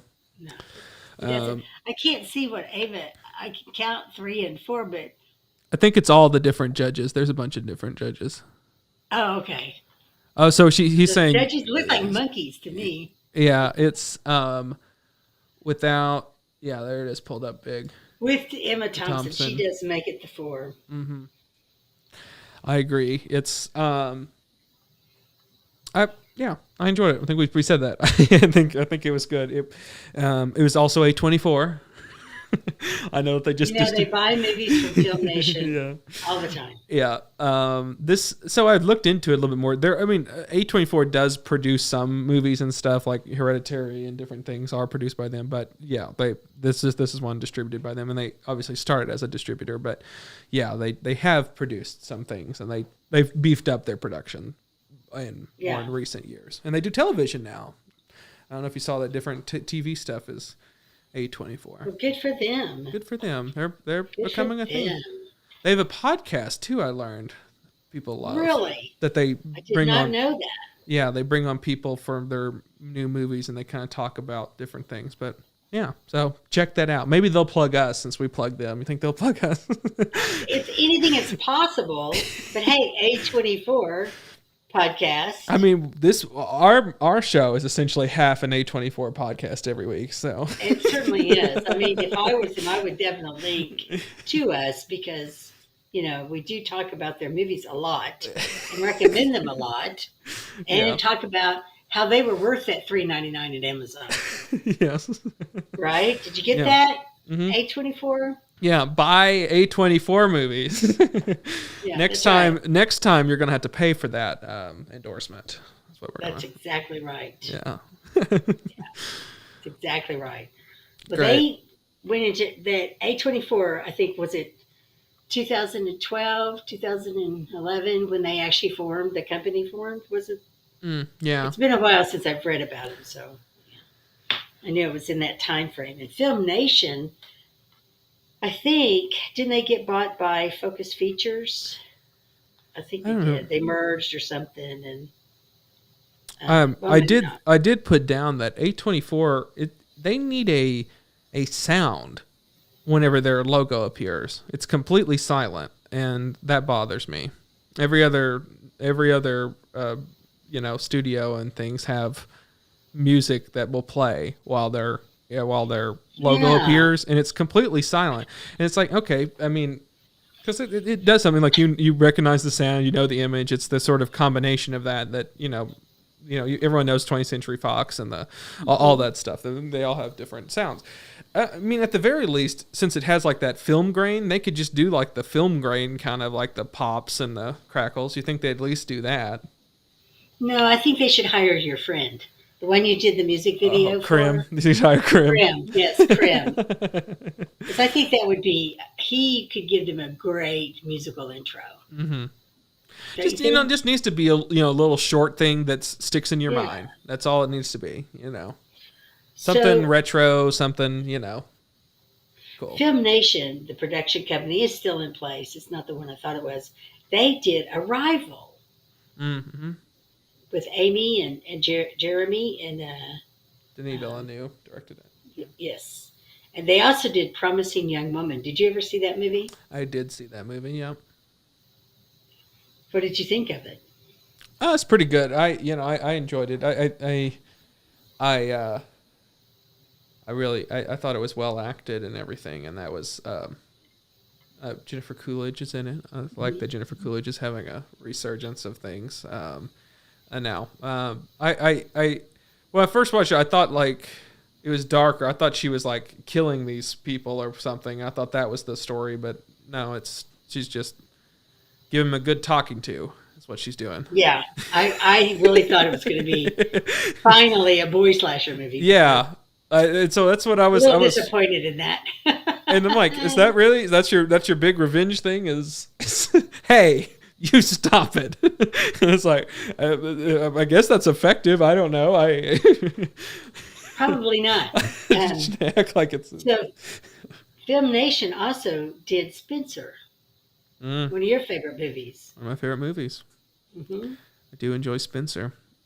They also did Dog. Oh, that Channing Tatum. So Channing Tatum directed that?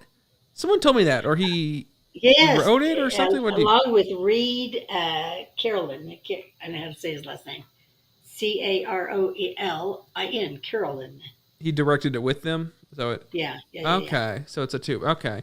I had heard somebody like said that was... It's just a big thing that he wanted to do. I don't know. I can't say. It could be a good movie. I don't know. I haven't seen it. We should add it to our list. You know my opinions about dogs now. You know what? I can't change my dog's name, but I have warned them to stay away from you. Chooky doo. Whatever you call it. Yes. And I won't change your name, but let me tell you something, Cade. I was highly disappointed to hear that you were an animal hater. Not an animal hater. I was taking a little bit out of context, but yeah. If you want to hear the full context, you can watch the last episode of Cade and Friends podcast, the 5th episode. And then you can decide for yourself how this dude feels about animals. Yeah. I will tell you, my dogs sleep on my bed with me. Yeah. I know. People love their dogs to a I would say to an unhealthy degree, but that's for other people to decide. That would be my level, but I mean, yeah, I don't know. Yeah. There's got to be a line somewhere. Where's the line for you on that? Where's the line of where that's not okay, or this the level? What are you talking about? I don't share food with them off my plate. Because some people do. Well, if I share food with them, I hand them the food. I don't hand them the plate and then take it back and eat more off of it. Okay, do you give them food, they lick it out of their mouth, and do you then grab your food and eat with that same hand? No. Okay. So if I give them food off the end of my fork, I I don't use that fork. That fork's done with. Yeah. It's done. That is done.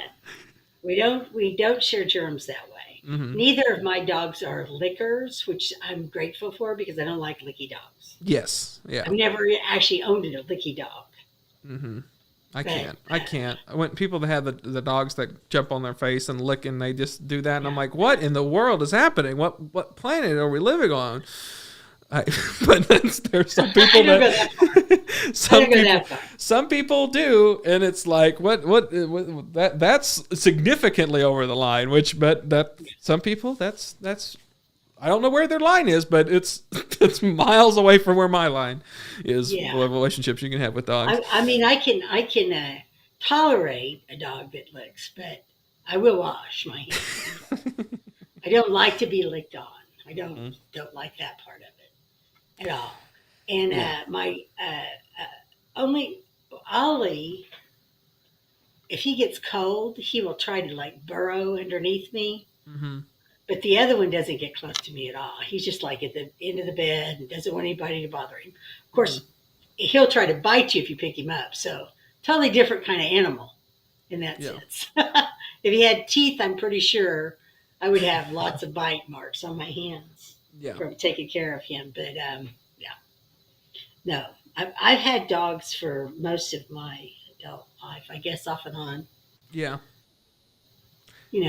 So. Yeah, I don't know. It's more so. I actually had a cat for a long time. Yeah. For probably 18 years, I had a cat. It was the only cat I've ever actually owned. Because you don't really own cats. Mm. They just live with you as long as they can tolerate you. Yeah. And one tolerated me for like 18 years. But she wasn't the kind of cat who will... Ava just grossed me out. The line for me is letting them lick me on the lips. I think that the line is that when you don't cross that. So far over the line. Yeah. I don't want to lick on anywhere. But yeah. But my for the most part, I don't have lap dogs and lap cats. Mm-hmm. Ollie will sit on my lap sometimes. He tolerates sitting on my lap.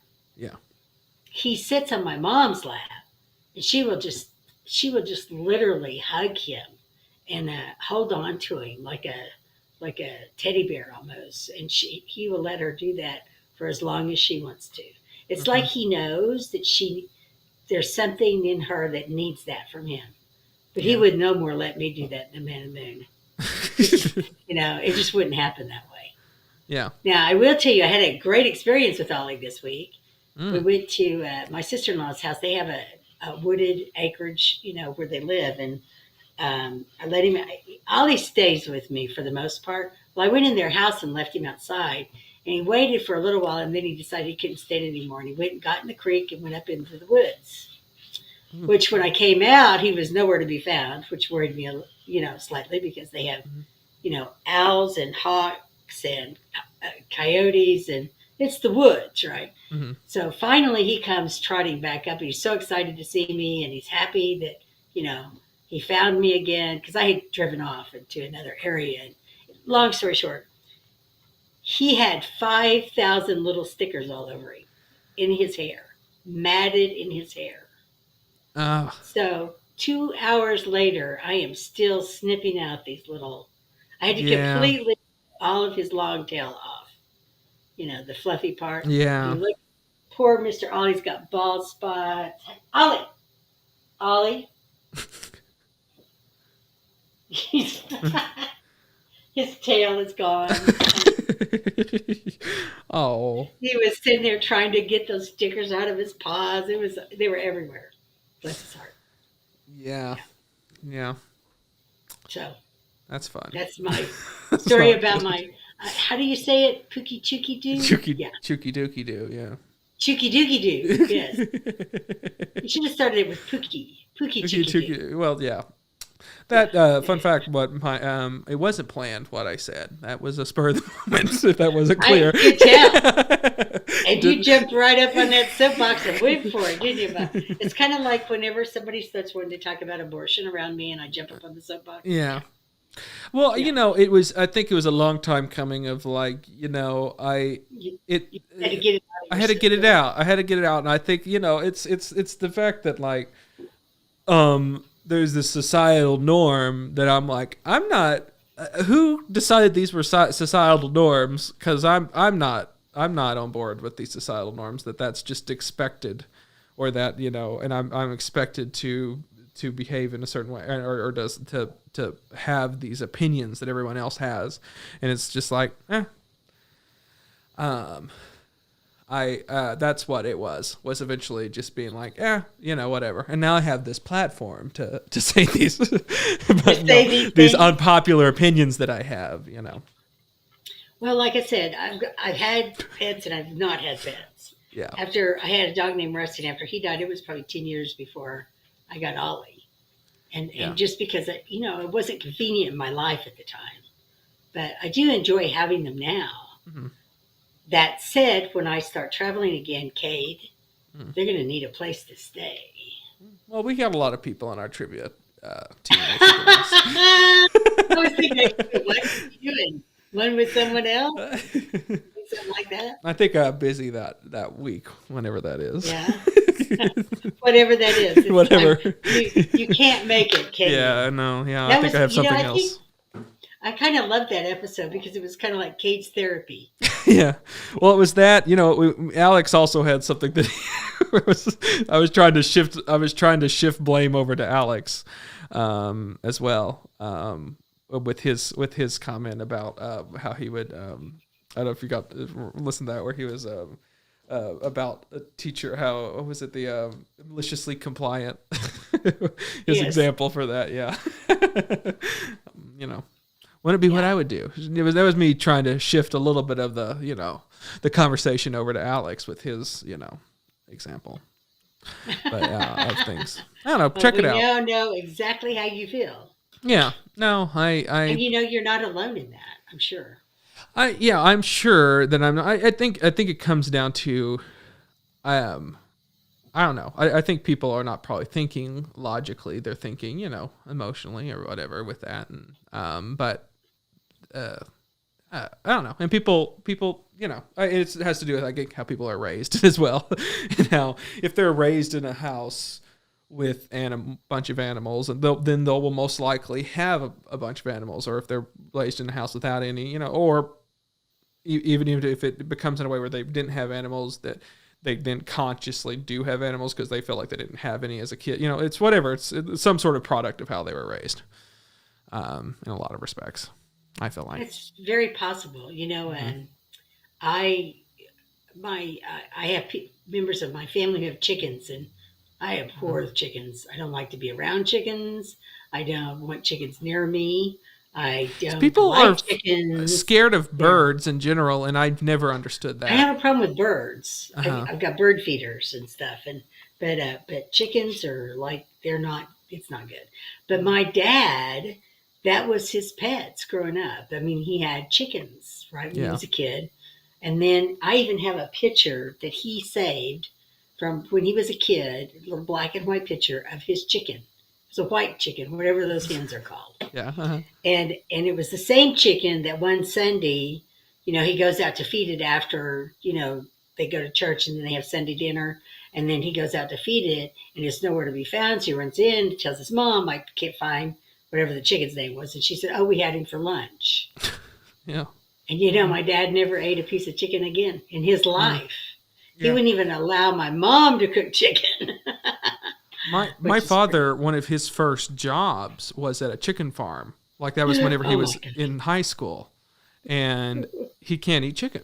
He can't eat. That's growing up. That was always my dad can't eat chicken. He still doesn't. He does not eat chicken because he can't with the smell. Can't with any. It's just it's can't be done. Can't. Which I completely understand. I completely. My dad was the same way. He could not eat chicken for anything. He just could not do it, and it was because they fed him his pet. Which I get, there has to, I obviously have some cognitive dissonance whenever I eat a chicken that I don't think about. Because, truthfully, raising chickens, selling chickens, like I say that in the podcast, they have personalities. Remember what you're saying, that the chicken thing that you had, they had a uniqueness to them, whether if that's attributed to a Not personality. Like this guy.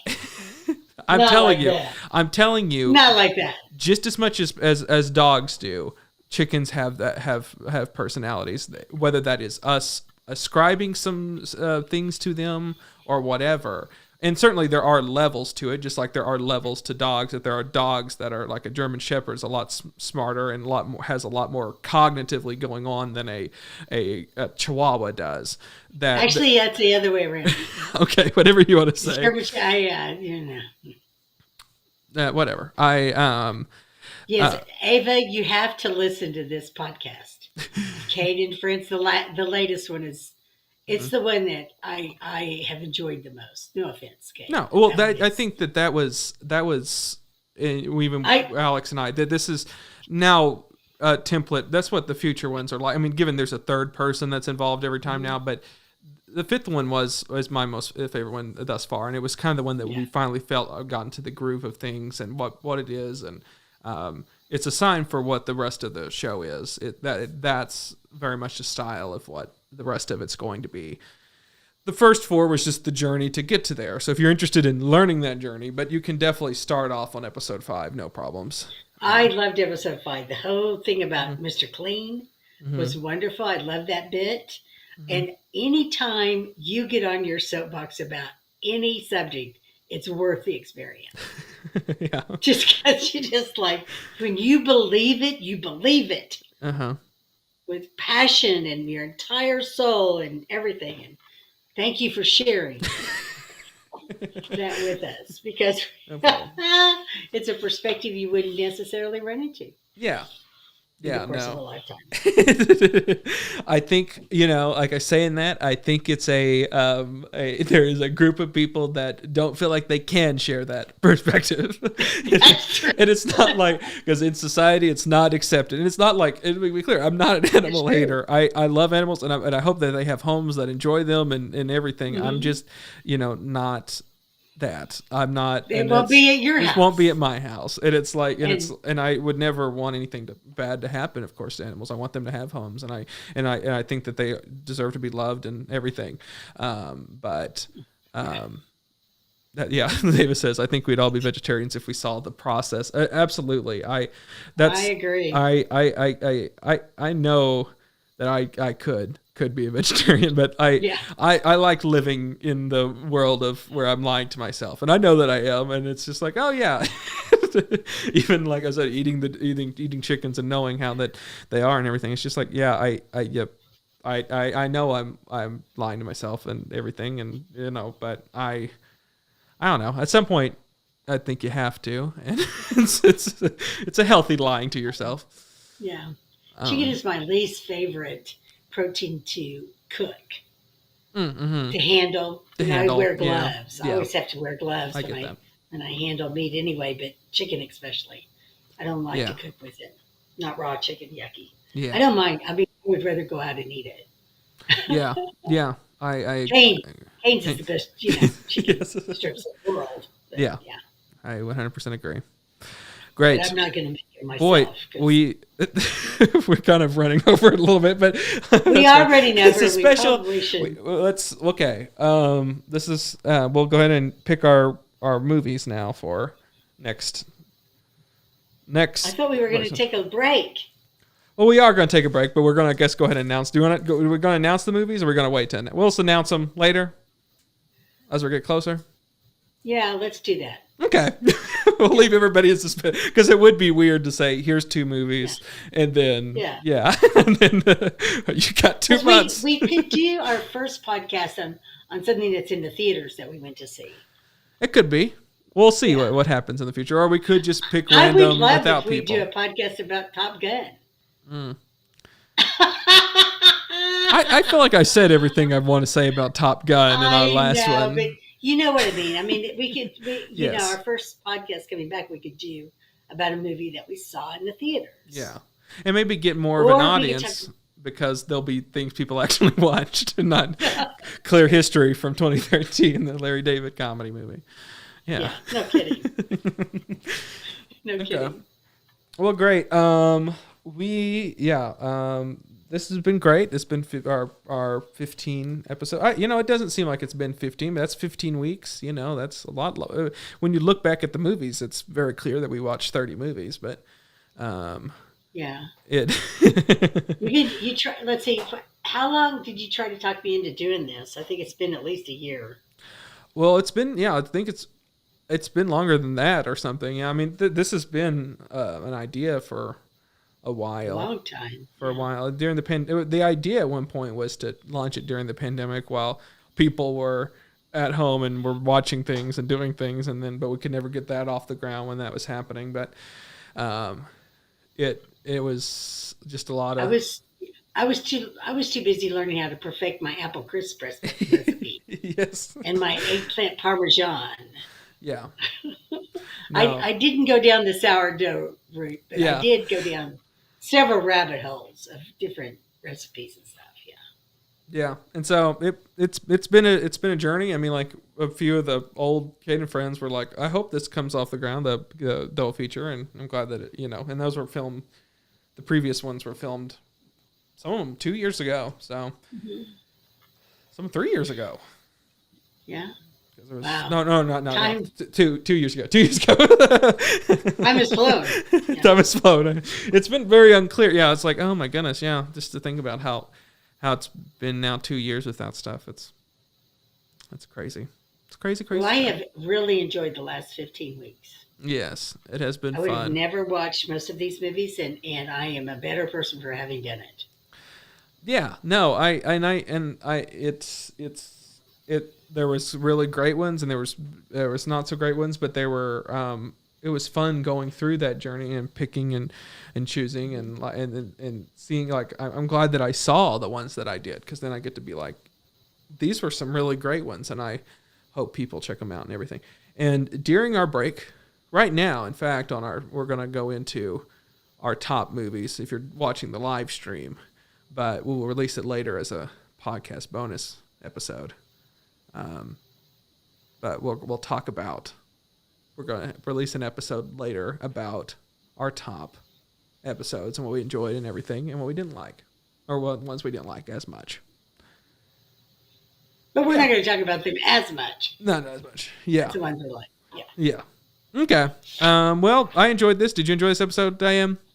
I did. In fact, I'm so glad we ended on these two movies because they were both really good. Yes, I agree. They're in my top 10. Yes, they're on the. I had a line at one point, and it was like half of the movies that we watched I liked, and half of them were like, and they ended up on the not liking side of things, or not loving side of things. Well, whatever. They weren't. There was a line that I made. I mean, these both made it where now over half of what we did I've enjoyed, because these are. I think this might be. I don't know. I'd have to look back to make this to confirm this is true, but this might be the only one that we've had where both movies I've liked. I know, and I think typically, it's because Ava picked one of them. Yeah, it's typically one or the other. That's like, I like this one, didn't like that one. Yeah, I agree. Yeah. Okay. Cool. Well, everyone, thanks for joining. We'll see you back in August. We'll be clearer about what date in August that will be, and everything. I hope you enjoyed it. You could go back and watch some of our older episodes. If you really are missing us, catch up on older things. We will be trying to fill maybe some of the times with some other additional content. But as far as episodes, we'll be back in August for another string of these. Here on youtube.com/KThomas, our live streams, and then on next day on our podcast, wherever you get your podcast, Apple, Spotify, Overdrive. What's these other ones? Is it Overdrive? Is that what it's call?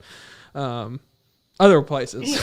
Yeah. I never know. Overdrive might have podcasts. I just listened to books on it. Oh, okay. It was one of them. It's one of the one of our listeners listens to one of them. I don't know. I probably should have. I think maybe not Overdrive. If we are, then yeah, that'll be there. But yeah, right. Subscribe. Give us a review. All that fun stuff, as we say. like, share, Yes. subscribe. Like, share, give us a good review Mhm. on Apple. And then I might get invited to a Cades and Friend podcast. Don't know for sure. I'm really not a friend. You're a friend. Per se. You are. I have it all mapped out. We took a break with recording because we recorded a bunch of them in advance. But I hope, I don't know if it would land, if we even do record one, if it would land during it or if it would land. But yeah, you are going to be on it this season, Diane. And I can't wait to find out what we're going to talk about. So far, what has been your favorite segments? What do you want to lore crime? Do you want to what do you want? There's I'm lore going to have crimes. to do a little studying on Mm-hmm. that. Because, right now I am totally into true crime. Uh-huh. True crime podcast, true crime drama. And I think it's something that's become very popular with women, especially as older gals, and that we're enjoying the true crime world so much. So yeah, I may want to talk about that, but we'll see. We'll see. Because one of my favorite true crimes was Laura. That segment, because I love the way that the producer and the directors, they handled the actual documentary did not make themselves part of it. Mm-hmm. It was truly about the people that were involved in that case at the time. And so I found that to be one of my favorite true crime stories. Yeah. Cool. And you can find it on Cade's channel. Yes. Dig through the channel. There's a bunch of old, someone we go to trivia with was like, we recommended the channel. They were like, oh, there's just a bunch of videos. And I'm like, it didn't used to be that way. It's now been cluttered with these podcast stuff. But yeah, if you want to look at the actual things made in between the podcast, there's a whole different archive of, for Ribbon with the films, and there's features, there's what we call bonus features for Ribbon of how it was made and everything. And there's other films and shorts and stuff. And yeah, dig through the channel and see other stuff. But hopefully Diane will be on Cade and Friends at some point during that. I will become a friend.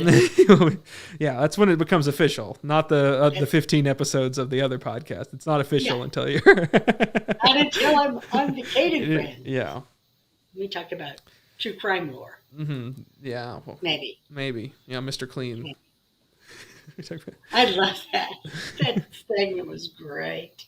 It was great. Okay, great. We'll see you in August, everybody. Bye. Bye. Thanks for joining. This has really truly been a blast, and I can't wait to do some more. See ya. Aloha.